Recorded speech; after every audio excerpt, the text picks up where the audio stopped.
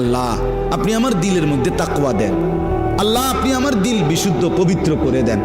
আনতা খায়রু মান যাক্কাহা, আপনিই তো হচ্ছেন সর্বোত্তম পবিত্রতাকারী। আনতা ওয়ালিয়ুহা, আপনি তো হচ্ছেন নফসের মালিক। ওয়া মাওলাহা, আপনি তো হচ্ছেন জিন্দেগীর মাওলা। আপনি ছাড়া তাকওয়া দিবে কে? আপনি ছাড়া হেদায়েত দিবে কে? মাওলা আল্লাহুম্মা আসলিহ লি শা'নি কুল্লা ওয়ালা তাকিলনি ইলা নফসি তরফাতা আইন।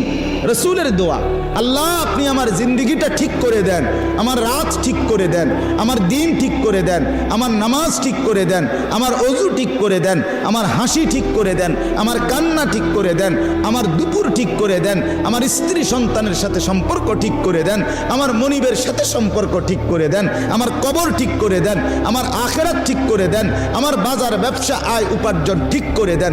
আল্লাহ সব ঠিক করে দেন। আমারে আমার মনের চাহিদার উপরে এক সেকেন্ডের জন্য, এক পলকের জন্য থাকতে দিয়েন না।